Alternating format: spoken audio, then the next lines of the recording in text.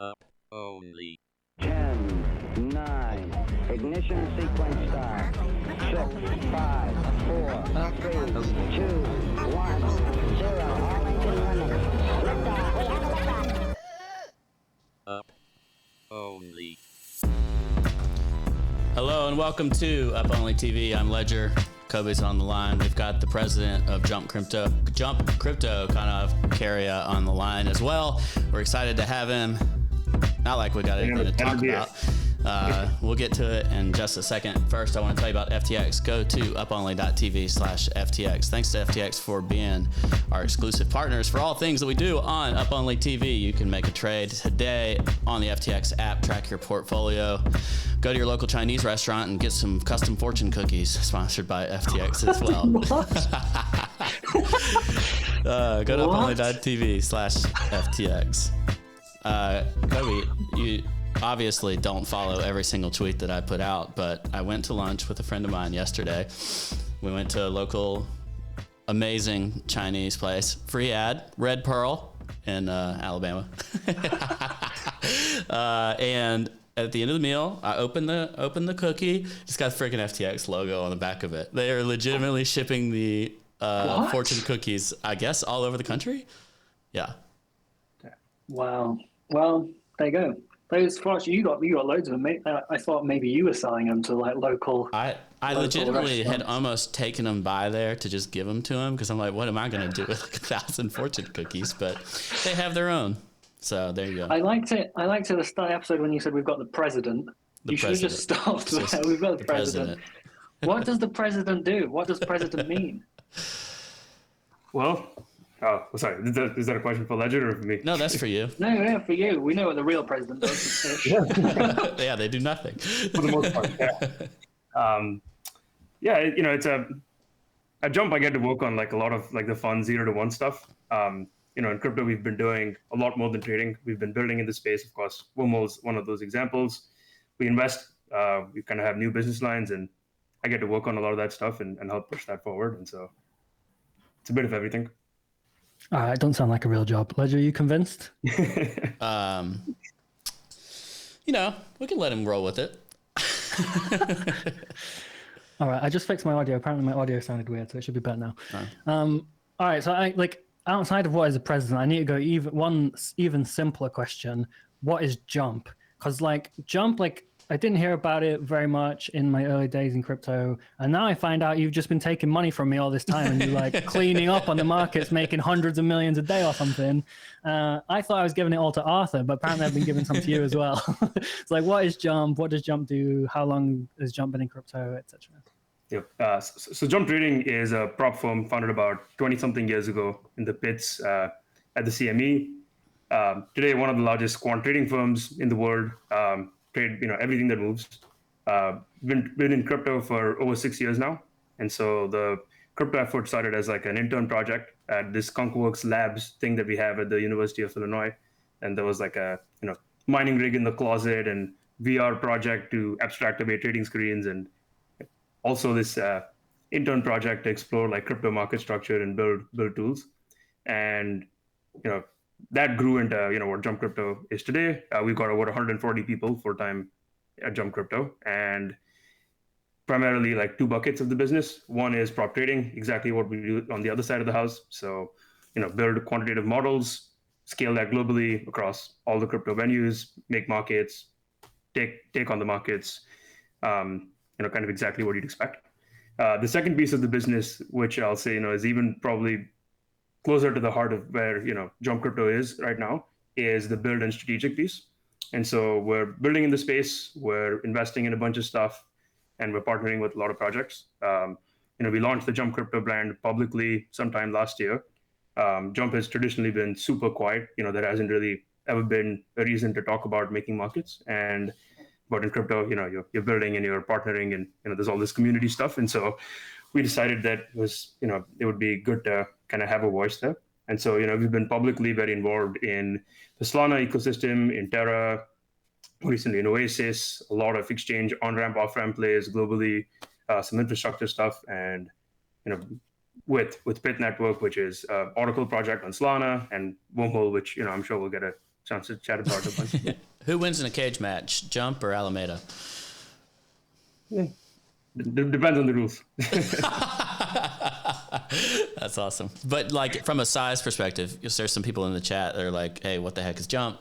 Y'all do a significant percentage of total crypto market volume as a market maker, right? Yes. Yeah, we're pretty active on most crypto markets. We're amongst the larger participants on all of them. We've deployed billions of dollars of capital into the space over the last many years, and we intend to keep doing that. So yeah, rough sense of scale. And also, I'm curious kind of how your view of crypto evolved over time. Like, were y'all skeptics when you first entered, and then you became believers, and then you saw problems that you wanted to solve, or what was the process like? Yeah, that's exactly right. Crypto was like a fun trading problem to solve at the start. The Jump management was like super interested. There's this new asset class. It's got these decentralized properties. So they bought a bunch of Bitcoin, and they were like, we can create this sandbox trading problem for the new hires to, experiment with models and infrastructure without fucking everything else up. And that, so the interns, like, I was one of the only interns back then. And we were building a bunch of the gateways and feeds and connecting to Gemini and getting support from the troll boxes. And like, it would take like 2 weeks to get a reply from anyone in an exchange. And in 2017, the ARBs blew up, and the desk got rolled into a full-time team in Chicago because this intern project started to make some money. And it was, mostly an extension of the trading business. And so applying your quant models, applying your market making models to the crypto markets with, all adjusting for all the market structure nuances. And it was super capital intensive. Obviously, everything's pre-funded in the space. Sam talks about it all the time. And those ARBs, it was exciting. And as like the involvement in the space started to grow, a lot of the team is like quite young and excited about a lot of the problems in the space and coming at it from like a bit of a more crypto native perspective. And we started like as DeFi started to become a thing, we started realizing like there's these like resource constrained environments where these complex financial product protocols are being designed with like these interesting system design problems, and like that kind of sounds familiar, right? Like, and that's like the environment that we're working in every day. And we started working like on a more liquidity focused aspect with a bunch of these guys, and then we were talking to them more, and we're like, we probably have some useful things to say to these people. And one thing led to the next, and we were writing code and just getting iteratively more involved, right? And so that's kind of the natural path to it. I have to ask, CMS intern's probably listening now, taking notes, and he wants to know, how did you go from an intern at Jump to the president of a 140-person division in a multi-billion-dollar company, or however big y'all are? Yeah, even though Jump's like 1,200 people, it's an ultra flat organization, and so you're like never like 2-3 levels away from the owner. Like that's about as flat as it goes. There's like engineer, manager, and like probably owner. Like it's like that's kind of as high as it goes. And like in a very like trading focused unit, like when you get a lot of freedom to like explore ideas and to build stuff, and we've got good engineers, great quants, and you work on things, and things start working, they start becoming good revenue drivers, and you get more resources to throw behind it, and you keep building, and then you build the next thing, and that works, and you get more resources, and that kind of snowballs, right? And it was awesome because I got to work on some software stuff early on. I worked on the quant models in crypto very early on, and then I got to like start working on partnerships and working on more crypto stuff. And so it was like an opportunity to like synthesize what we had and then apply it to crypto, and just kept doing that over and over again. And so like it's kind of awesome. It's the fact that they put that much faith in me, like, and it feels great. And yeah, the team keeps growing, and it's fun. Nice. What kind of people are you adding to the team? So if there's like people listening and they're like, they want to steal your job, they want to go intern to president, what type of people are you hiring? What does it mean to work at Jump? Yeah, most people at like all modern quant trading firms are like either engineers or quants, right? So engineers or data scientists, and the engineers are like the systems engineering kind of guys.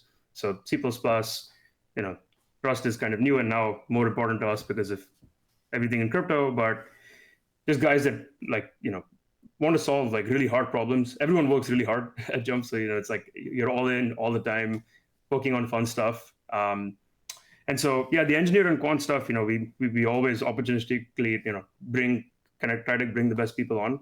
But with Jump Crypto, there's like all these other new dimensions now. Like we recently hired a CMO, which is like super weird for a firm that's like the only PR person we had before this had an express job of keeping us out of the news. And so now we have a CMO who's like maybe helping us to talk more. And so he's hiring this big team. He's awesome. He came from Hinge. He was the CMO there, and now he's helping us build this brand. Slightly different brand, but it's a. I was gonna say, if you met on Hinge, we don't need to know about that, but I see what you mean. He ran marketing at Hinge as well. Yep. No, he was the CMO at Hinge, and he didn't meet on Hinge. Got it. Yep. Does Jump have peers in the industry that didn't make the crypto jump, like maybe didn't believe or didn't see the opportunity, or maybe as the regulators thought it was just going to go to zero, that are now late and trying to get in and trying to copy trade, or are they sticking with the conviction that this is just vaporware? Everyone's kind of in right now. There was a couple of folks that came in early. Cumberland was pretty early with DRW. They were doing a bunch of the OTC stuff. And there was a bunch of other firms participating on the prop side. I feel like there hasn't been as many firms that have committed to building as much yet, but they're all in on Pyth. Like all the competitors that we hate and never talk to. Now everyone picks up the phone and they're helping contribute like data to this open source Oracle project, this piece of infrastructure. We recently had like a Pyth network workshop in Chicago, and like 90 people from TradFi, like who would never talk to each other, all came together, and they're like learning Solana and talking to us about how to get more involved and that kind of thing. So it's pretty cool. I think a lot of people are going to come in, and everyone that was on the sidelines up until now is also pretty much in at this point. So, what about you, Ledger? Are you thinking of joining this TradFi world? You got the skills for it? I don't think I have the skills from a development side of things, or even a trader side of things. So I'd have to go beg for a job in marketing and put together brochures, beg for podcast stuff. I don't. That doesn't sound fun to me. Someone in the after you, mate. After you, I was reading something from the chat. But I was just still thinking about that transition, and y'all had the benefit of being early, and one of my questions is from a market making side. In legacy, you're used to tiny wins that you stack a whole lot of times, and from my understanding, for people that knew what they were doing, it was kind of easy mode for a while in crypto, and I wonder, is it still easy mode? When did it start getting harder in crypto to make as much money, and what's that process been like from a competitive standpoint? Yeah, easy mode never lasts. The markets are pretty competitive. There's lots of smart people, and so even when it was easy mode, there was a lot of problems on moving your money around. Exchange won't pick up your phone. They won't give you your funds for 2 weeks, and it's all tied up, and you can't move stuff around, can't open an account. It's all those kinds of things going on when it was just the simple vanilla ARBs. Then it kind of evolved into some of the basis. Now the markets are pretty intelligent. There's a lot of Jump's competitors that are also in the markets playing with serious alpha. But being early helps, obviously, and that's what everyone understands. And so you got to just keep. It's going down the exact same path that traditional markets went down, right? We're not all the way up to wireless towers throwing messages around and FPGAs collocated with Binance, but Is there any corner of the market that's safe? Because when I got into crypto, it was just me and it felt like me and a few hundred other idiots trying to take money from each other in a circle. And the competition, there wasn't tons of smart competition. And as the markets have got larger, I've found I haven't got smarter. I've actually got dumber. So I've instead tried to retreat to parts of the market where I feel like I have more of an advantage, or expand my horizon, I guess, my time horizon. Is there parts of the market where Jump or Jump's peers, or the competition is still unsophisticated, or there is more opportunity for less intelligent people like me to take advantage? Well, the big thing here is that jump and most traders are playing on different time horizons, right? Like the higher frequency shops are trying to enter positions and exit in like under a minute, 2 minutes, seconds, depends on like what the time horizon of the trade is. And, minutes kind of being the very long end, the very, very long end of this. And so, it's kind of compressing down, and your alpha on, understanding the 3-3 psychology, and, that's not baked into all the quant models yet. And so, yeah, I think that piece is, that piece still, it's for the degens, it's for the natives, and it's out there. A lot of the yield farming stuff, I don't think there's like a ton of people from the traditional world kind of who can really get comfortable with all the smart contract risk, with all the legal risk, and kind of all that other stuff going on. So I think those parts of the market are, not as evacuated of oxygen yet. So do you think that happens over time? Like people get put together like risk frameworks for dealing with smart contracts, and that gets more efficient? Yeah, it's got to happen. There's like stupid amounts of money being made, and so when there's that much capital at play, like people figure it out. So yeah, without a doubt. And then, so how long until like Jump has got people playing DeFi kingdoms and like farming, like P2E games, in like just in like cubicles, like nonstop all day, all night? Is that the future? Well, I hope not, man. I hope not.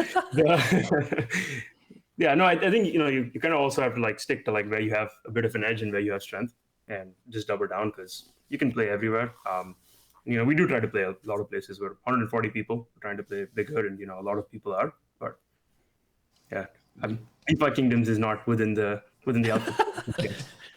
When you're making markets, like how do your systems know what to do? How much does it require? How much does it require, like a person behind a desk to turn some knobs, or like tell the system how to react, versus it just knows? Kobe, listen. I'm an idiot. I'm listening. The listeners are also idiots, so I have to. How ask does computer questions. know what to do?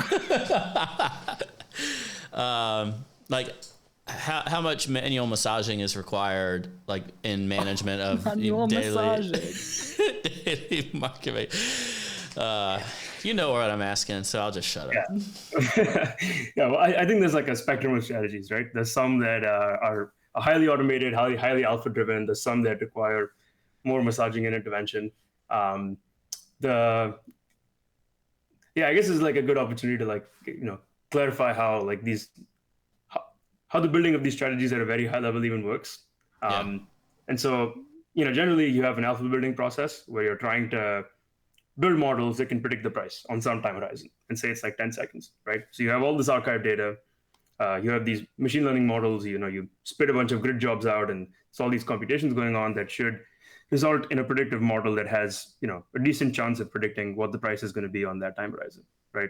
You take that model, you plug it into a strategy, you figure out how to execute on that prediction, and then you scale that out across the world and participate as aggressively with as much size as is reasonably possible, right? And when you're running like a lot of strategies, you can't like just hand tune each one of those. And so there's a lot of quantitative processes that go into sizing, alpha building, and like all those kinds of things. But then, there's also like I was saying, the 3-3 stuff. I mean, there's things about the markets that the models just don't know about. And when you do know about those things, then, it's up to the traders, who kind of have the pulse of it to tweak the knobs and react appropriately. So yeah. One of the things that happens is like, market's normal and the book gets pretty tight or whatever, and there's a decent amount of money on both sides. Kobe just is laughing at my stupidity. But then something... I'm just hearing you explain how markets work. I love it. Like a very sophisticated answer. And then you're like, look, so there's some bids on one side. So an event comes along, and then like the order book just spreads out. It's like you guys disappear. You're the people disappearing off of the book. So is it a model that detects variations in activity and is just kind of algorithmically understanding that you don't know exactly what's happening in the market, but the market's doing something different, so you have to spread out in order to maintain profitability? Yeah, it's a couple of things. So the price models that are used to make market making models, the liquidity models are also similar to the ones that I kind of described. And so you have models that are trying to predict the price. And if you think the price is going to be very different from where it is right now, you don't want to be providing liquidity on the bid and the offer, right? You want to get out of the way because you think the price is not going to be there anymore and it's going to be a bad trade for you. And so as vol goes up, as various factors into the model change, the model attempts to get out of the way, get up and not sit on adverse flow. Now that's different in situations where you have like dedicated liquidity providers who are just sitting there at all points in time trying to provide some liquidity, even in adverse events. And you're just and those folks are just sitting in there and taking the flow and taking the L because that's part of what they're doing, and they hope to make it back on the spread when it's better. And it's okay. And how does that change when you get into DeFi markets and liquidity provision in on-chain stuff? Because it's significantly different structure than an order book. Yeah, I mean, so if you go to like the AMM models, like the XYK stuff, there isn't really any getting out of the way, right? Like you just stick your money in, and that's about it. And so that's not really where any sophisticated trading participant has edge in providing liquidity. It's LP positions have a negative expected value if you believe that the assets are going to be uncorrelated, right? And so your kind of liquidity strategy has to be maybe more taking focused, or maybe you just take the L because you have some vested interest in making that thing liquid and usable.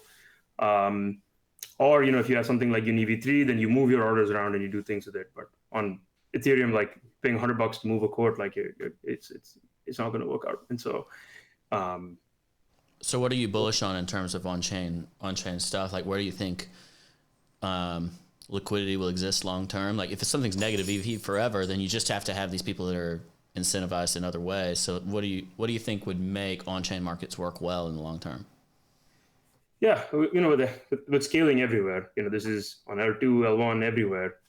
You're seeing more space for on-chain order books. You're seeing more space for concentrated liquidity, and then that lets sophisticated people come in and make markets and be tight, and widen out and make it a good trading experience. Like, you don't need to have a flat 30 bip fee on everything. If the market's super quiet and things are not going on, you can come in a lot tighter, and hopefully that leads to better outcomes, right? And so, yeah, I think long term you'll consolidate around some more expressive structures. When you talk about this stuff, the only thing I can think about in my head is like the human element. Like, there's 140 people, and I don't know how many strategies, maybe hundreds, maybe thousands of strategies running, which I guess are owned by certain people. Plus you do on-chain stuff. So there's like key management things to do, like I guess multi-sigs like across the company held by different people and stuff.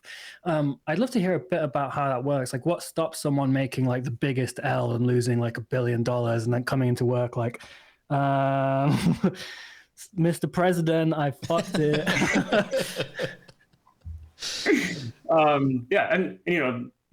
Before I dive into that, like a large part of the 140 are focused on building stuff and investing in research, right? Like I was mentioning at the start, like that's even more closer to the heart of like the crypto business for us. And so, but there's still obviously a good chunk of people that's very focused on being, kind of big in the markets and participating like very meaningfully there. And so, on that piece, we lean like pretty heavily on like all the risk practices that Jump's kind of built over 2 decades. There's very mature risk management that's been put in place. The trial by fire of like, the 10 quant firms that are still around. There's been insane numbers of blowups. The most famous one being the Knight Capital one, where they just spun on a loop and bled $400 million, and then they had to get acquired. And so translating a lot of that risk here, was a structural advantage. It's obviously, it doesn't all translate one-to-one. You have pretty insane systemic risk by keeping all your funds across exchanges. You guys have been around in this space forever. You've probably lost money in this space, like at exchanges, and that's all part of playing the game. And so there are risk managers that set these metrics. There are multiple people that are strategy developers and code those risk metrics in. They're pretty hard coded in. Like, there isn't really a way for one person to like just come in and put on a 10,000 Bitcoin position. and and then just kind of screw things up in that fashion. Of course, it still happens, and that's why you got to have smart, kind of responsible people. I'm poor enough that I don't even know how many digits that would be in dollars. 10,000 Bitcoin. I can't do that. I don't think that's related to your net worth, mate. That's like simple mathematics, isn't it? 10,000 times 45,000. I'm not doing that math in my head right now, Kobe. It's not an exercise that I've practiced. All right. So another element of the market that I'm curious your opinions on is just the options market. Is it still super immature in your mind in crypto? Do you think it's maturing enough to be interesting, to be impactful maybe, when you have OPEX or whatever else? What do you think about let's start with the centralized options market first. Yeah, there's not so much going on, man. Obviously Deribit has like a lot of like the options volume. It's consolidated there. It's just so much smaller than everything else in terms of the market structure in crypto right now. Like the perps have been where all the leverage seekers have consolidated. And so, yeah, for one reason or the other, there's just very little in both the centralized and decentralized worlds going on right now. We made some bets kind of, early on platforms and stuff that, could end up playing a role there. And, we'll keep doing it. I mean, just because it hasn't worked in the past doesn't mean it won't work now, especially with new classes of participants coming in and that kind of thing. But yeah, not so much going on right now. I'd love to know how you see, trends that you see in crypto that are not playing out the way you would expect. So things where you kind of think the market is wrong in a sense, like you would have perhaps expected, NFT aggregators to be really big by now, but everything's still concentrated on the new Ponzi website and OpenSea.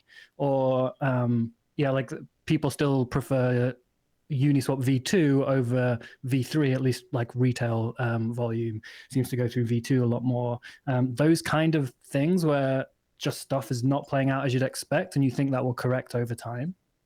Yeah, there's been a couple, man. So like early on, we were like building for this big institutional narrative. So we built like probably the first like highly electronic OTC desk in crypto. And so you can do like many thousands of trades per second coming through, whatever size, building for the institutions to come in and buy, and kind of like struck on that forever. And that was like a narrative that just never played out to like the extent that you'd like, right? And obviously we've been making lots of bets and we're not hitching our wagon to one thing. And so that's one thing that like never played out quite so greatly. I think that kind of flipped recently with Solana, where I think the run up from like the 10 billion to the $70 billion market cap was very Web2 VC and like institutional driven. And so you can see the capital kind of coming into the fold. And it making a big difference. But I think the institutional narrative was a little bit slower than we had expected to play out. We made some bets on infrastructure and like plumbing and pipes to like do WeBops and connectivity for folks that don't want to build all their own infrastructure. I think those were maybe ones that didn't play out quite as expected. How long Uniswap V2 liquidity has continued to be incentivized by all the new tokens being dumped on it, that.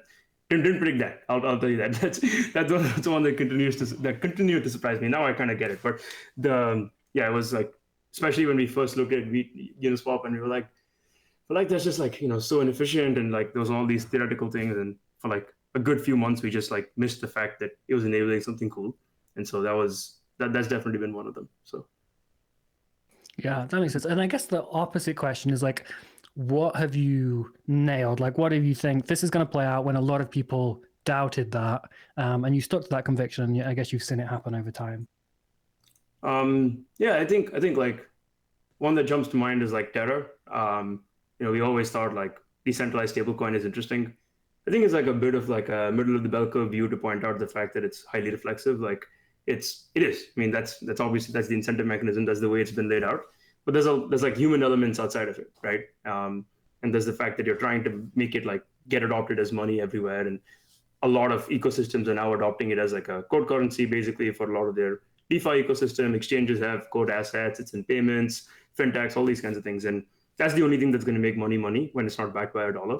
And when if that kind of thing plays out, it's like obviously like dramatically like bigger than you'd think it would be, and so it's just an asymmetric bet that's worth making. And so that's like one that I think sticks out. Obviously we backed Solana, but I think that was a bit of like a consensus view. Everyone knew that Tolly and Raj and super smart guys onto something pretty big, and I think that was a bit more consensus. We made a lot of bets, man. Been in crypto for so long now, and a lot of stuff has gone up, right? And so yeah, those are I guess a couple of things. How do y'all ever take like macro positional views in the way that you whether it's deploying capital on the strategic side or even in the like more part of your quantitative analysis? I don't think that's like our core edge. We'll adopt like consensus macro views into our thinking, but it's not like we're predicting ahead on macro. Like I don't think that's like what we have significant edge in. Obviously, like our bet sizing and kind of everything else is informed by what the macro meta is like at all points in time. So across the board, that influences it. But I don't think we have an edge in predicting it. And we got a chat question related to that. In that, do you hold crypto on your balance sheet beyond like outside of the strategic side? So like, say you're making a market, do you also hold like a non-delta neutral position in say Bitcoin and Ethereum and that kind of stuff on your balance sheet as a company?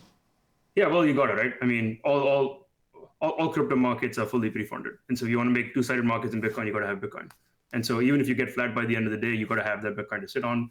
And so we sit on pretty significant amounts of crypto to participate across all the markets. We're on like every exchange, try to play with a lot of size. There's lots of the leverage venues, there's DeFi, there's all those kinds of things. And so you have to sit long. And obviously we want to be long. That's why we're in the space. Everything we're doing is to like, be positioned to succeed when this space continues to go up. But yeah, we definitely do carry coins. I'm stuck in a bunch of small cap coins. I've got no liquidity. If I DM you them, can you just sort it out for me? Provide the liquidity. Can I dump on you? Just hook it up. It's like really bad for me at the moment. No one's ever like kindly asked me if they can dump on me. I didn't say I would sell. I just want the liquidity to be better. Right. You just need to test the liquidity. On the thing where you're saying, you didn't see these narratives play out so much. One of them was the institutional narrative. And I think maybe around a year ago now, you saw that sort of take off a bit with Bitcoin, right? You saw it was the start of the MicroStrategy going big. You saw Tesla buy, and Saylor hosted his CFO Bitcoin dinner party conference thing where people could come and learn about Bitcoin. And then it sort of fizzled out. You got Square, I think, have some on their balance sheet, and a few companies did. And then at the start of this year, KPMG, I think, bought one Bitcoin. Was it one? I think they bought a very small amount of Bitcoin and Ethereum. What do you think the barrier for those institutions was? Like, is it red tape or lack of belief, or do you think it's inevitable that sometime down the line it does play out? Yeah, I mean, it's a giant amount of red tape, man. It's like, everything has to go through about like 20 independent committees, and any one of them can veto it and kill it. And so like, we got past this one, but this one thing that has this one problem, and it's like, you really need like kind of founder focus and like really like somebody who like has the focus to drive it to really push it forward. We saw that with ICE, they had like kind of founder focus. They pushed it through. Fidelity has the digital assets division. That's again, kind of coming from top down. And so we're seeing a lot of those things kind of play out, and a lot of people are like very personally invested in crypto and excited about crypto at the highest levels. But they kind of push it, and they got other things to do. And so it's like by attrition it gets there, but it takes a damn long time. Obviously, regulatory clarity is like the one thing that the whole industry has been beating the drum on forever. Like that'll help infinitely. The fact that Fidelity can custody your Bitcoins for you helps a lot for people, right? Instead of having to hold your own coins or give it to a company that you've never heard of before. And yeah, I think it's just naturally happening, right? Everyone's doing it. Like I was in India for like the month of December, and there was like very it's like pretty unclear there. It's like more murky there than it is even here by a lot. And still, like, everyone's like so motivated to try to get exposure. They're trying to like, work out all kinds of things. And so it's like when that much will exists, everywhere, and that much capital wants to come in, you got to believe that it's just going to happen. So that's my view. Yeah, India was like second to China in the amount of times they've banned Bitcoin, I think. And like in 2017, they were in the news cycles for banning it, I think. Like obviously China do it once a month over the last 10 years. But and then this sort of cycle around as well, there was like a banning, unbanning type of thing. I don't know if it's just like fake news that I just read on Twitter or something, but I feel like I hear that quite a lot. So yeah, I guess it is more murky. Someone in the chat just said, please, for the love of God, get to the wormhole part. So, so I will take direction from Fernmatic and get to the wormhole part. So for the people that are watching that are like unclear, Wormhole is built by Jump. Is that correct? So we're one of the biggest contributors to Wormhole, definitely. So Certus One was a company that we acquired like sometime last year. Yep. They built version 1 of the Wormhole as a Solana hackathon project. And it was initially conceived as this Solana Ethereum and asset bridge. And once we brought them in-house, and those guys are like amazing. They're some of the best engineers in the space. Kobe, did we judge that hackathon? Yeah, I picked this as the winner. Oh yeah, me too. I actually didn't do anything for any of the hackathons. I just put my picture on there and then didn't send me any information. Same. I think I've gotten kicked off now. Yeah, me too. So we brought the Certus guys in, and once they came in, we kind of like conceived of Wormhole as this, Wormhole V2 as this like far more powerful, expressive, generic solution. And so Wormhole as it exists today, connects about 7 chains right now, and it enables like the movement of all kinds of information, right? So it's not only assets, it's like NFTs, Oracle data, governance information, contract calls, you name it, right? And so it's just meant to be like a protocol to facilitate cross-chain movement of information. And so from day one, it's been like governed by these 19 guardians, of which we are one. And you have to have a supermajority to create any action on the bridge. You need a supermajority to upgrade stuff, which of course had implications while the vulnerability was, kind of being worked on. And so, we were a big part of conceiving, a lot of the design, a lot of the ideas, but there's really a number of folks that have been committing. So a number of the layer ones that committed, have written code for this stuff and given ideas on design and code reviews. And there's other people hosting the front ends and integrating assets and all those kinds of things. It might be like epicaricistic to ask this, or like voyeuristic or something. And I just kind of want to know what it was like as it was happening in real time. Because like sometimes you get a message and like a bad text and you're like, oh, for fuck's sake, that's not great. But this is like $300 million is gone. That's right. Like, what's it like to receive that message, and what is it like to like have a team operate? Like, it needs to be like operating at a high level, like a at their best when something so stressful is happening. 100%, man. So one of our devs like noticed like there was a discrepancy in ETH balances, and he was like, "Hey guys, something's looking wrong," and he just put a bunch of people into Zoom. I joined like maybe like 6-7 minutes late, and you never join one of these things expecting you're going to be out 120k ETH. But you came on, and we started to pull in all the audit firms, the security guys, other engineers in the space, and quickly kind of came to the conclusion that there had been a vulnerability, been exploited to the tune of 120k ETH, and it's like a serious punch in the gut, right? Like like since you can kind of feel a bit of the silence on the call, but it was insane, man. Like everyone switched into problem solving mode so quickly. So quickly. The devs were instantly like looking to assess the exact scale of the vulnerability and what the potential damage could be. Compliance guys were on with the exchanges, stablecoin providers trying to get those to shut down. Community managers were on with everyone on Discord and Telegram, trying to communicate things. And then we of course had a decision to make on what we do with the funds. And we're in like Miami right now on this offsite, and thankfully we had a bunch of like the decision makers in the room, and so quickly made the decision that we had to do this. It's never ever easy to make that kind of decision, but it was like we'd like gameplayed of some of the stuff out ahead of time. And you're like, one of these like ultra high conviction projects of ours like is under duress. Like, are we going to step in? And we committed to that ahead of time, which makes it easier to do this, but it's never easy. And so we made the decision. I want to say like 8 minutes after I joined the call, like we knew exactly what the vulnerability was and what the scope of the damage was.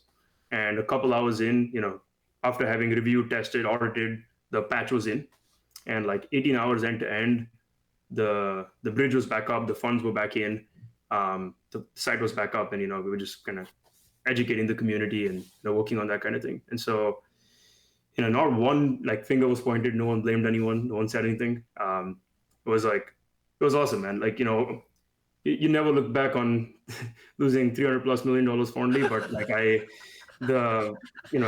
definitely feel like amazingly proud of the team. Like it was an incredible response. And so yeah, man, it's definitely been a hell of a week. So did you get to be like, we'll cover it, don't worry? Did you get to, everyone sat there really stressed, like, oh god, and then you're like, no, we got it, don't worry. Feature of the and everyone president instantly lighted up. Yeah. President says we got it. Yeah. We were talking about like how do we like what messaging are we going to put out? We sent a message out to the hacker on chain, saying like there's a 10 million bounty, like get the funds back. And a couple of people in the chat were like, what should the number be? I'm like, what about just like start buying all this fucking ETH? Like just tell them like the $10 million is fine. Like don't haggle for this one right now. And so it was a lot of those kinds of emotions, but obviously it was a team decision, and we had a bunch of people around, and we talked about it. It was made in like less than a couple of minutes at most. But wait, so you had to buy the ETH? You didn't own it? You didn't have it in a wallet lying around? Well, we need to buy this ETH right now. Well, yeah, it was. It's all fungible, but like we did buy more ETH. Like the ETH that we have, we got want stolen. Sorry, I don't mean that in like a funny way. Just ironic. You got to buy more ETH to pay for the ETH that was stolen. Yeah. Brutal. And that's where having a global trading operation helps. We were able to buy that size, in fairly quick fashion without any crazy impact. And so then had the funds ready to put it back in. And have you ever heard from the hacker? They never got back to you? They just started buying NFTs? Yeah, they haven't started buying NFTs or replied to us yet. So they've just done nothing. Yeah, I mean, there's like been some movement. There's a bunch of investigations going on. Like we're working obviously with the government, with private investigators, community. Like people have reached out, tried to offer information. We have like a $10 million bounty out for any information leading to the recovery of the funds. And so yeah, really hoping for like a motivated community response. Obviously, we're very well versed with like on-chain forensics and all those kinds of things ourselves. And so trying to trying to do everything we possibly can. Very, very motivated to get it back. It's interesting that like this happened, and like a week later, the stolen Bitcoin from Bitfinex is like the people are like found and captured, and like it's like if I was the hacker that stole the 300 million, which I'm not, if I was, I'd accept the 10 mil to get it back right now. It'd be a good episode, wouldn't it? I'll give you it back, hooray! I was a white hat all along. I saved you from this vulnerability. But yeah, they must be like, that 10 mil looks more attractive when you see some people potentially going to jail for 20 years. Or maybe they're just checking their Google Docs to make sure they didn't paste the private keys in there. Yeah, maybe it's the same people. And then like, is after that happens, is it just like back to normal? Like, are the teams like just back to shipping and meetings go back to like business as usual, or is there a different tone that follows? Well, it was a couple of days of pretty intense stress, right? Like people haven't slept. It's been like 24 hours. Like it's 18 hours end to end to like bring the bridge back up, and so no one slept. And then you're trying to like spend the whole next day like bringing all the other services back up, making sure you're covering up the vulnerabilities. You're talking about what happened. A large part of the team that doesn't focus on Wormhole was business as usual. There was like a couple of days of like, what happened, and everyone kind of wants to know. But yeah, the rest of the team really clicked back in, and then after 2 days of sleep, Monday was back to shipping for sure. And so yeah, the team is like just full bore ahead. We've obviously got a couple of people focused on the investigation, but apart from that, yeah, back to business. You know, if any team members leave very suddenly and like start living a lavish life, is that why your investigations focus? Like, did you see Dave has just like moved to the Maldives? Like, he just lives on an island now. Yeah. I have a question about the governmental response to these things, because if somebody walks in a bank, robs a bank for 300 million of like gold bars or something, it's everywhere. It's huge. It's like it'd be the only story on the news. And this stuff happens in crypto, and it's not always 300 plus million, but it's 30 million here and 10 million there and 50 million there, and it's almost like you don't hear about it. So what is their interest in criminal activity? Where they're like crypto-centric companies are the victims of this, or individuals, and what's the process been like working with authorities? Yeah, I think they've been like highly supportive. They've been working on like digital asset crimes for like a while now. Obviously they've done a whole bunch of busts, Bitfinex being the most recent one, and so they're pretty motivated to help. Like I don't think the attitude has been in the slightest that this is like out of our purview and like kind of sort it out yourself. Like they're very motivated to help. And yeah, I mean, like I haven't been on the other side of this when on normal crimes. This is one of my first interactions with one of these things. So I couldn't tell you how different it is, but it seems like it's the right approach. You weren't in Die Hard 3 or whichever one. Yeah, Die Hard 3. The sequels to Die Hard. Come on. There's so many Die Hards. Don't you watch the Christmas marathons? I've seen Die Hard, but I haven't seen a sequel to Die Hard. Oh, you're Kobe. Sorry. You've gathered many internet points, but you lost some amongst the loyal crowd there. Anyway. Sorry, where were you going? What's next? I want to ask a bit about like kind of a shill your bag session, but not so much directly. I want to talk about how over the last year, ETH killers has been like a really popular trade, and you said earlier, paying $100 to move ETH around is unacceptable. 300 million to plug a hole, that's good, but the $100 for the transaction is just it's a break in the bank. But it's been a very popular trade, and you've seen ecosystems in a bunch of L1s like Solana and Avalanche, and you can go down CoinGecko and look at all the other ones and see how it's been one of the better trades of last year. Has played out. I'd love to hear your how you view that competition. It sometimes feels a little bit like a knife fight of people just like I think Tezos just sponsored Manchester United Football Club or something. They're on the kits now, and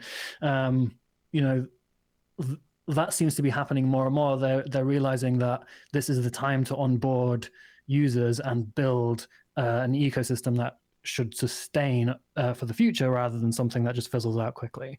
So how do you see that entire ecosystem? Like where do you think you should be placing attention, and do you think there is like a clear winner from that fight? Yeah, well, one, I think the competition is awesome. It's forcing everyone to perform at a level that's like completely unprecedented. The pace and the energy and the urgency which teams are feeling as a result of other people putting on moves, and like this ecosystem is like killing it on dev attention. Everyone is a hacker house. This ecosystem is like great with the ecosystem funds and DeFi and NFTs, and like everyone's building it. And so the quality of the competition has been awesome. I don't think there's a winner. I think we do live in this more multi-chain world, and I also a cross-chain world. I know there's the multi-chain cross-chain debate right now, and we can get into that a little bit. But I think there's a number of like these mature ecosystems that have tremendous funding, smart people, real traction, and if we're going to make a bet that a lot of global commerce like ends up consolidating around these open rails because they're more efficient in some fashion, at least in some capacity. There's like never one computer that's big enough, right? Like to like process all that, no matter how scalable and big that computer is and all those kinds of things. And so you got to bet that there's multiple environments that play around. Now, there's the Rollup maxi kind of like approach to this. And, we're very optimistic on Rollup. So like, don't mistake me there. Obviously we want our ETH. Nice pun. Like the pun. Very optimistic on Rollup's good. and I think those end up being a viable solution, especially for a lot of like specific things. Like they end up being pretty strong, but there's a lot of other smart people focusing on like various geographies, various aspects, various like different things, right? The Polygon guys are like, if you go to any of the IITs in India, like what are people building on? It's Polygon. It doesn't matter like that one platform has this one like little edge on like this one technical aspect and uses a different language versus another one. Or like, like Cello's been spending all this time in Latin America onboarding these payments people and getting the government comfortable and going to stores. And like now because this new technology is 3% more secure and 5% more scalable, like no one's kind of switching. And so there's a lot of these like business and like real world use cases, and distribution is big. And so whenever we're making a bet on an ecosystem, on a project, like the technical like kind of scope is one. And like, when you're betting on something like Solana early on, like, okay, they have a real differentiator. Like they've kind of figured out something that's going to enable them to, scale a little bit more uniquely than others. And that's interesting. But there's also like, are these guys going to be able to like actually attract people to work on this platform and build something? And, are they attacking a geography and like, or a business line that's actually going to be meaningful and actually be able to compete there? And so the new L1 space is going to be pretty tough. A lot of the guys are like shooting from uphill at this point. They've just got a lot of cash to attack problems and a lot of resources. But a lot of these like more multi-chain experiences are going to emerge. Like Celestia is kind of the new meta. It's kind of really hot right now. It's pretty cool. It's got a lot of interesting properties. So you see those kinds of things play out. Once rollups become feasible, those become interesting. But no one's waiting for those things to be built to like build everything else that they're doing. And so the innovation is like progressing super fast everywhere else as well. And so rollups will come and they'll iterate and they'll get to a point where they're affordable to use, and they'll become kind of more exciting. And so definitely excited about like some of the ZK stuff that's being built there. And so yeah, I don't know if that answered your question. I don't even remember what your question was, but that's the best kind of podcast, honestly, where we just ramble the whole way through and then suddenly it's like, oh wait, 2 hours have passed. Is there that was a bit about like the L1 competition and like how you think it's going to play out. I'd love to talk a little bit about stuff where you have like you just don't get it, because like clearly you got the alt layer 1 trade, you get the Rollup thesis, and like I've seen Solana building. I saw the thing the other day where you can pay. Was it on like a normal terminal with Solana Pay? You could buy like a drink, and I saw him do it instantly. It was pretty cool. But then there's other like categories of crypto. There's like currency coins. You have like your Ripple and your Cardano that I struggle to categorize. I guess Cardano counts as an alternative layer 1, sort of. Y'all making markets on the Cardano chain. Yeah, I'm trying to like. I guess the question is like, is there stuff that you're fundamentally skeptical of and you just think is like a bad idea or a bad execution in the market that you don't really understand? Maybe Ledger can explain to you why it's good afterwards. He might not be able to as well.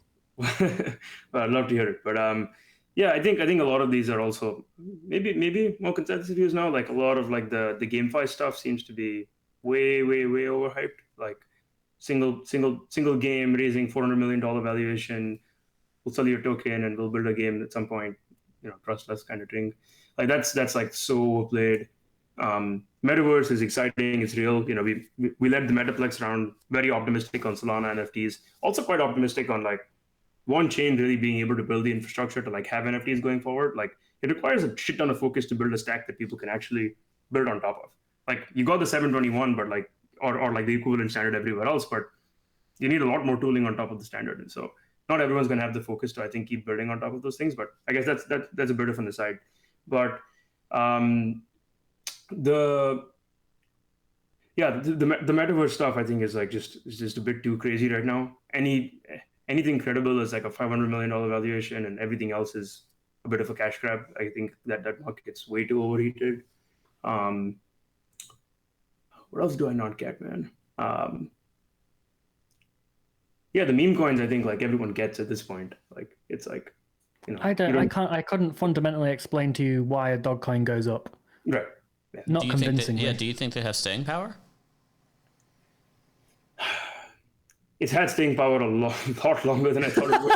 So I'm not willing to take the other side of that trade right now. But it seems like people really value these memes and like owning a piece of this culture, right? And it's like a bit contrarian and it's like anti-systemic, and people seem to want to commit capital into it. And we've been consistently surprised by the amount of capital that retail can commit over the last 2 or 3 years. And I think at this point it would be a bit foolish to bet against that. In my opinion, it could go all the way down to zero, but it's not a bet that I'm going to make. So. I got one from chat actually. I think it's a really good question, and it's one of the ones that I don't understand. Is social tokens, like people sort of tokenizing themselves, I guess. I don't get that one. Yeah. Tokenizing a community. Don't get it. Yeah, so tokenizing a person, I don't get. Social network kind of things, I think I do get. Like I think that. As you're bullish bit clout. It's DeSo now. DeSo now, yeah, they had to change to rebrand already. But I'm generally bullish that vein, right? Like I think those kinds of things like gotta exist and they will. Like that I feel pretty confident about.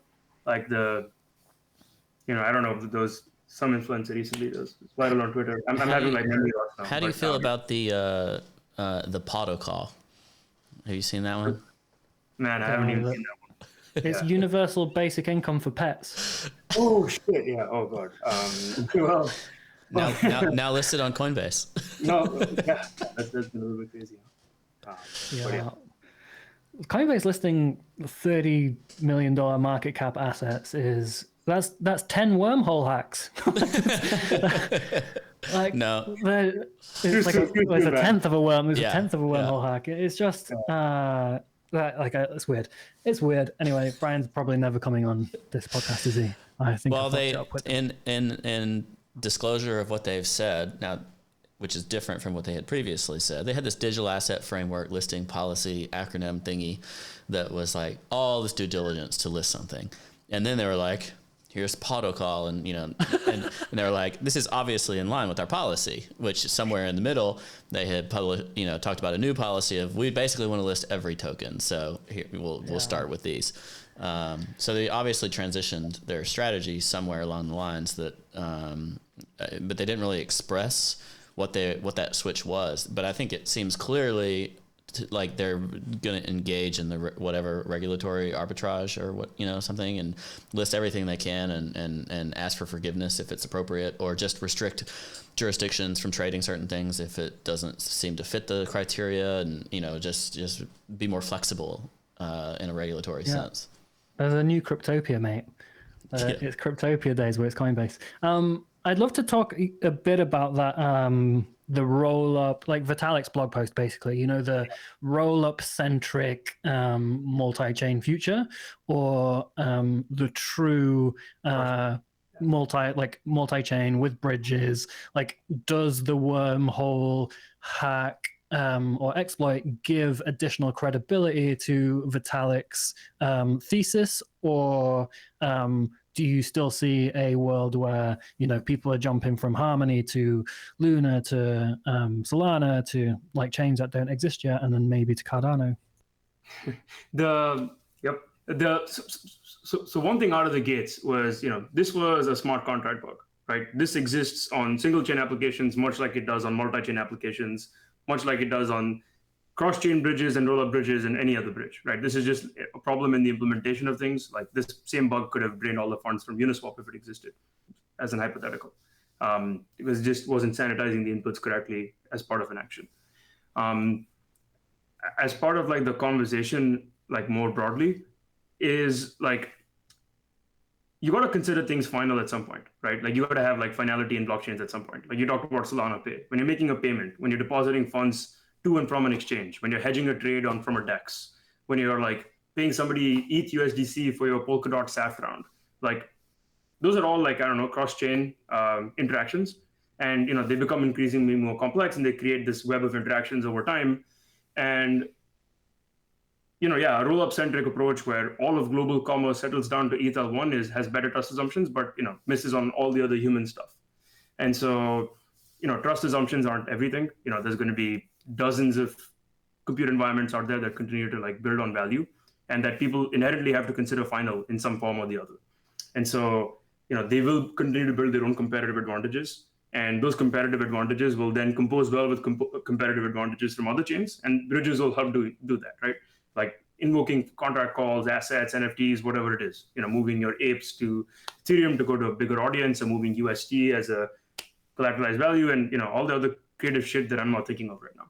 And so very optimistic on a multi-chain future from a highly pragmatic lens, in my view. And if you guys have other views, I'd love to hear it. But I think get back to the justification for plugging the gap on Wormhole Hack. It was part of that conviction, I presume, because the whole point in Wormhole seems to be connectivity between all of these things. So that's you essentially putting money where your mouth is. Money where your mouth is on this idea that connectivity between all of these means that all of these are going to stick around in some form or fashion.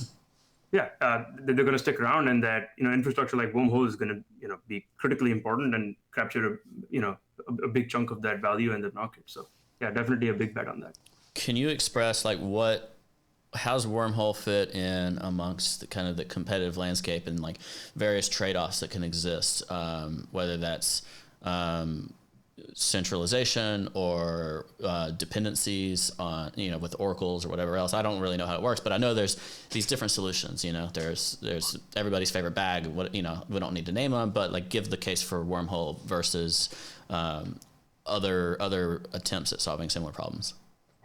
Yeah, so Wormhole, it's got these 19 guardians. You need 2/3 of the guardians to do something. It's not a centralized bridge. Jump's not running it, but you need 2/3 of these guardians to do something, right? There's these other like light client based bridges, which definitely do have better trust assumptions, more theoretically, because you're able to validate the chain, you're able to process all the headers, you're kind of be able to do things in a more pure fashion. When you have a chain like Solana that produces that much stuff, like it's hard to build a light client for it effectively. And so a chain like Ethereum or basically any other chain can't process that, and so you can't connect it using these things. There are like efforts on fancier cryptography and cooler shit to make that possible. And the way Wormhole is designed is to like take out like every piece is like highly modular, right? And so like if a better mechanism for like establishing trust and for like verifying an action on a chain comes into place, like you can swap out like this 2/3 thing and you can stick that in instead. But it's a highly pragmatic approach at getting it going. It takes a lot of being out there in the market, iterating and like responding to what people want to build a good product. And a lot of those components will continue to keep building, and things can get swapped out, right?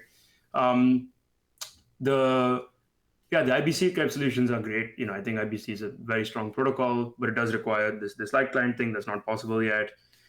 There's the Rollup bridges, but those only work back to L1, and so those are, those are good, and they have good trust assumptions and better trust assumptions than Wormhole has from those chains to the L2s, because there's dispute resolution, and that's kind of like a I think broadish picture of the solution space. For better or for worse, it seems like one of the ones that, and maybe I could be wrong, I'm missing some, but like I recall like the Avalanche bridge, right? I think it's just a multi-sig or something. So there's a lot of trust assumptions, but there's not a lot of technology involved. So just moving that money back and forth is relatively straightforward as long as you trust those people. Do you think in the long term we'll get there from a security perspective to say like, okay, Wormhole or what other solutions, whoever wins, or if there's multiple winners, even better, that will be clearly and obviously better than kind of these trusted but kind of low tech solutions? Yes, kind of as a one line answer. But a lot of the bridges that are like out there today are all basically effectively threshold signatures of some sort. So I think the AVAX one is like 2 of 3. Polygon's probably about the same, with some commits back to Ethereum for extra security. Wormhole's got 19. There's others that have similar kind of, I think, thresholds. I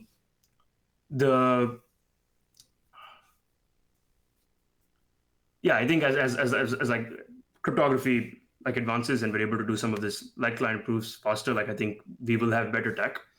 There is a lot to be said for simplicity though, and I think that's kind of like what you were hinting on there.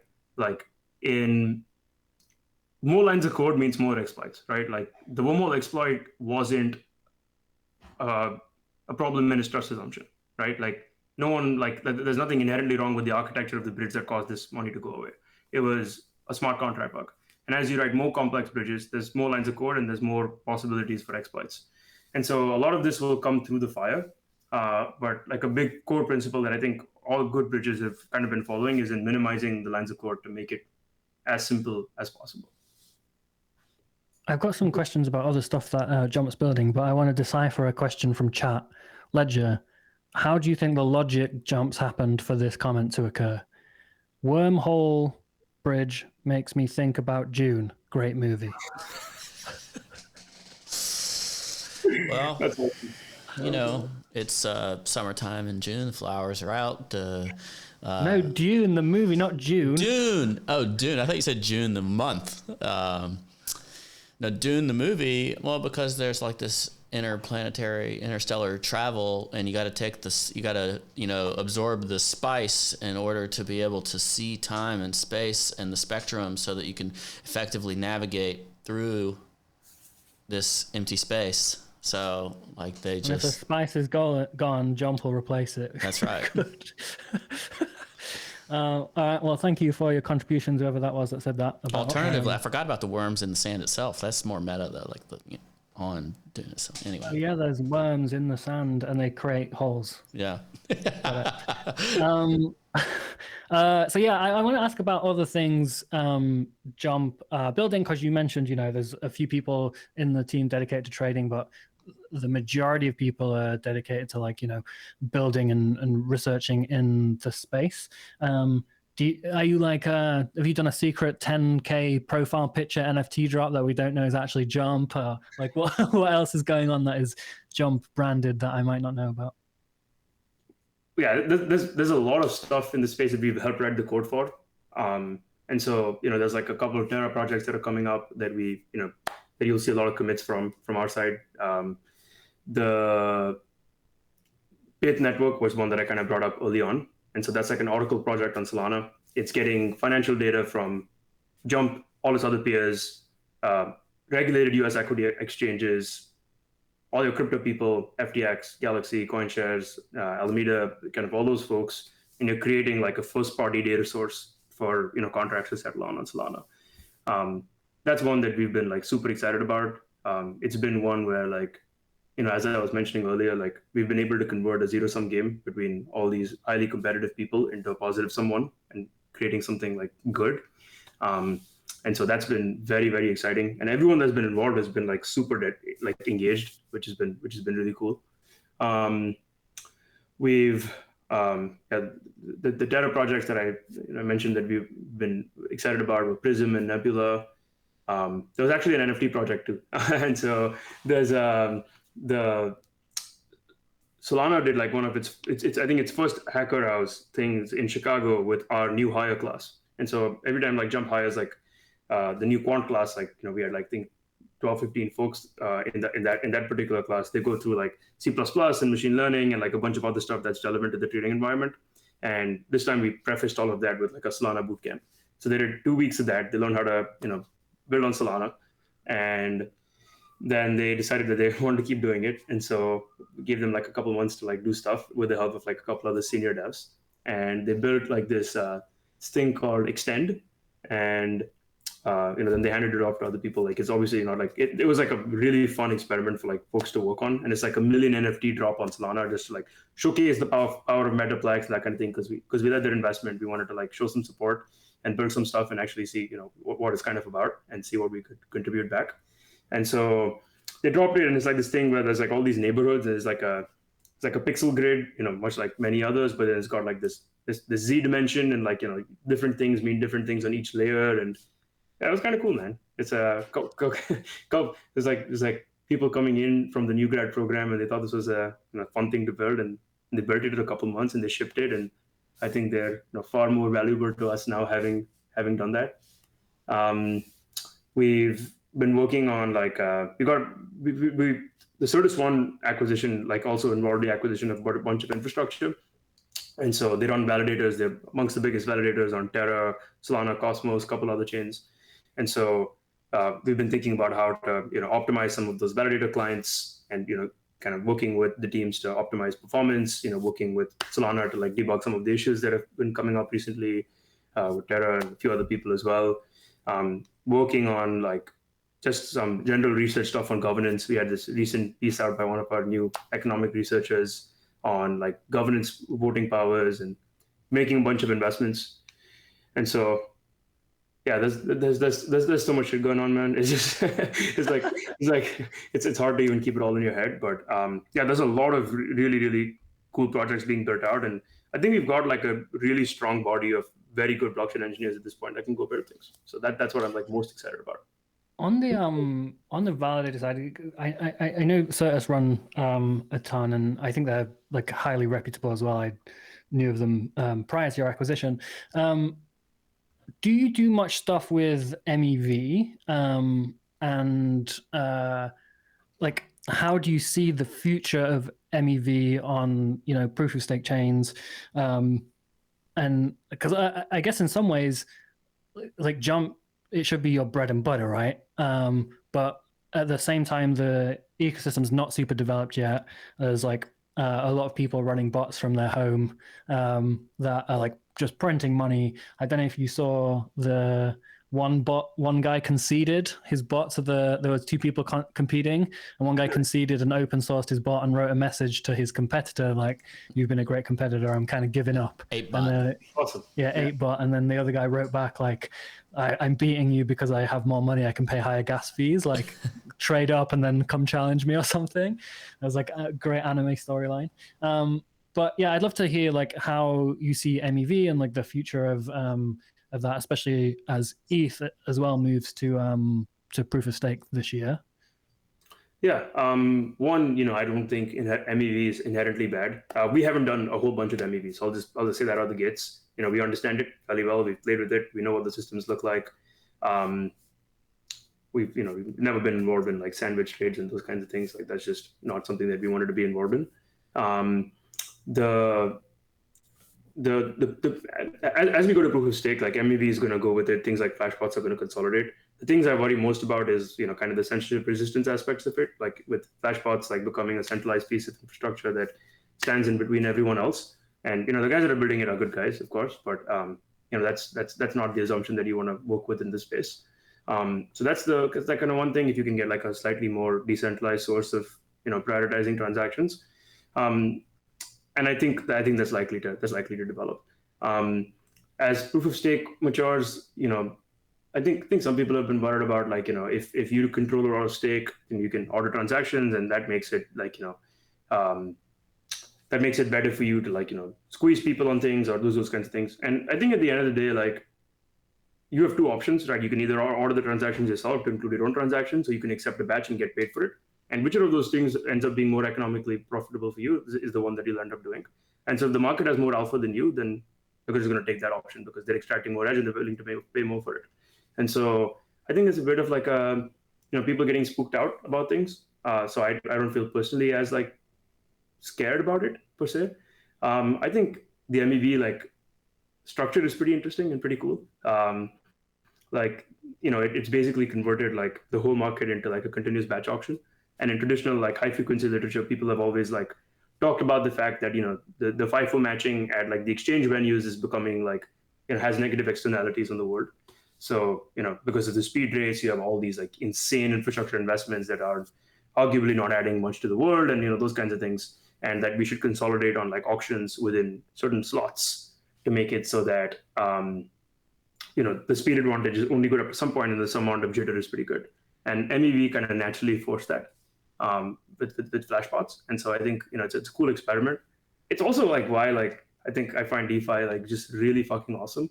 Like things just iterate so fast. Like market structure back in the day, like in the ETH client, like at one gas level at one price, transactions would be ordered randomly, and so you were incentivized to just stuff as many transactions in as you possibly could, right? And it's like kind of like in that to like open outcry pits where you just got to like make yourself big, and you kind of somewhat pseudo randomly get selected for the trade, and then like one person just decided like this doesn't make sense, let's order it price time, and then it became FIFO matching, and it wasn't anyone at the Ethereum Foundation. It was a community member, and that makes the whole market better. And then you iterate flash bots, which becomes continuous batch auctions, and you have like multiple kinds of MEV bots. You've got Eden, you've got all these things, and in real time, we're like iterating on all this market structure like a billion times faster than would ever be possible, and that's just fucking awesome, right? And it's possible because you can export this trust, right? Like in the traditional markets, you have the clearinghouse, FCM, DCM, all these other three-letter acronyms, that are needed to basically establish trust in the system, so that once a buyer and a seller match on the engine, that the trade will actually settle. And with crypto, the match is the settle. You export the trust of the settlement to the chain, to Solana, to Ethereum, to wherever you're trading, and like that's just powerful, right? And I think that's just pretty exciting. So that was a bit of a rant, but it's super cool. Why do you think that like original DeFi has been performing so poorly, I guess, for the last 12, 18 months? Did all DeFi top in summer 2020, Ledger? February 9th, 2021.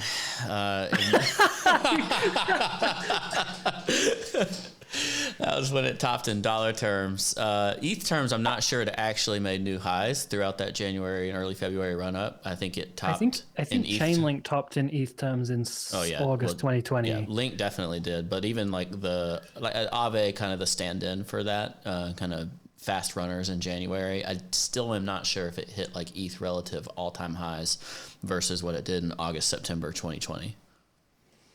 Yeah, why do you think it's performed so poorly? And what did you think to this DeFi 2.0 wave, which was the same stuff with parameter changes and different logos?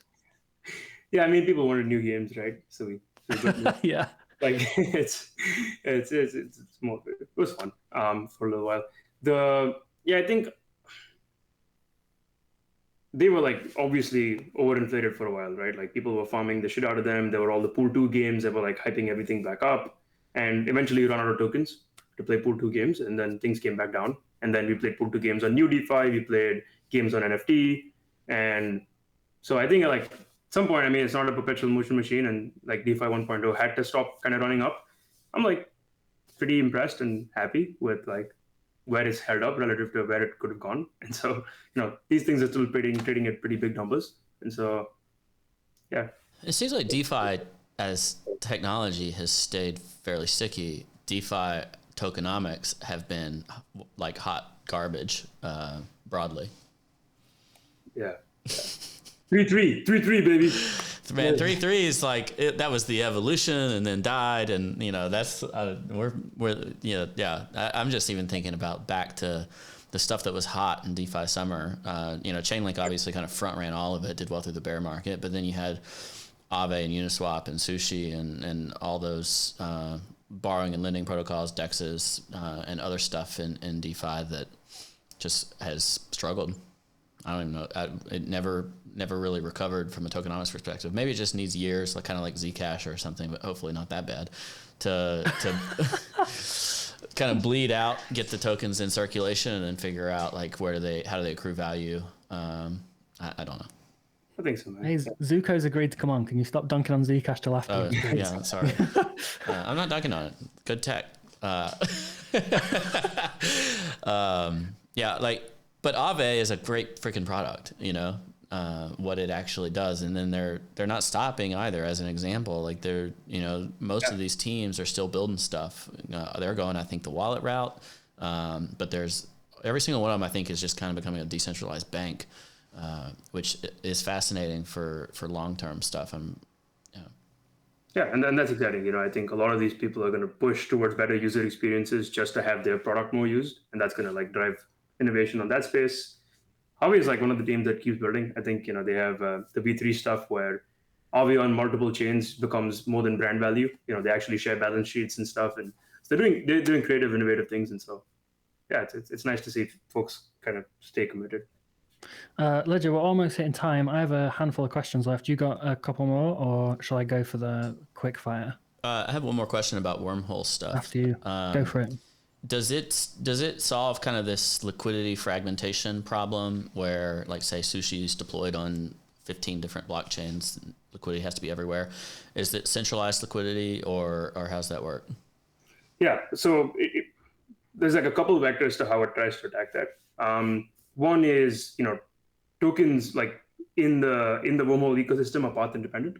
And so if you take your USD from Solana to Ethereum to Polygon, it's the same asset as, same mint address as directly from Terra to Polygon.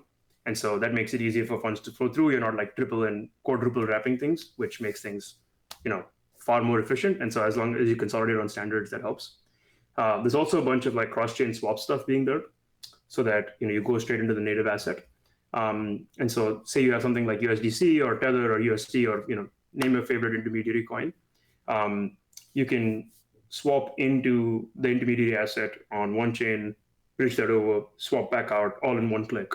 And that makes it so that like if you don't want to use that to collateralize things or like use that in that DeFi ecosystem, like you don't need to move it there just to move it.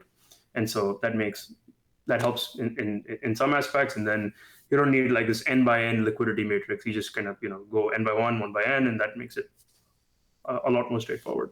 And then which either semi-competitive or maybe completely competitive protocol that sees this problem do you find the most interesting as a different solution or kind of respect their game?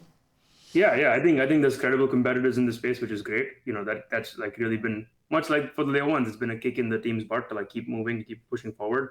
Layer 0 is great. They've got a good team. Axelar, they've been building for a really long time. Those two kind of stand out to me as like, folks that have similar visions on, fully generic communication between all these chains to build expressive things. And so, yeah, those are the two that kind of jump out most.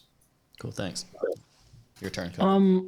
Yeah, I got a few, and I know you got to run. So the first one is like, what do you want to see more of in crypto over the next couple of years? Like, is it more Irene DAO type type stuff, or like where do you think?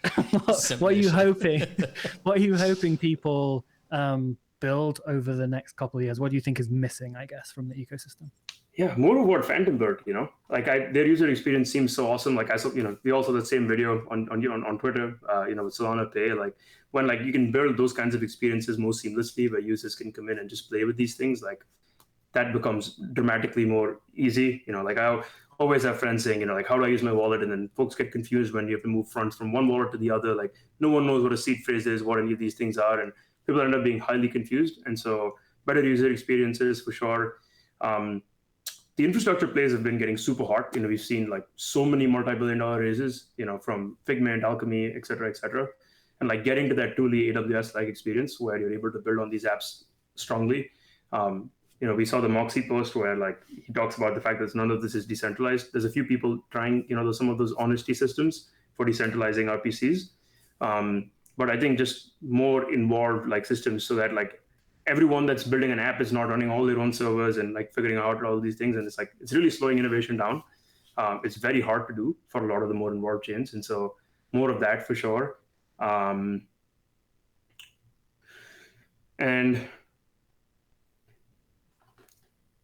just on the gaming and metaverse side, like I just want to see like a real game where I can actually like have fun playing it. Like I just want to like I want to have fun playing a game and like move assets around and really like have that thesis play out a little bit.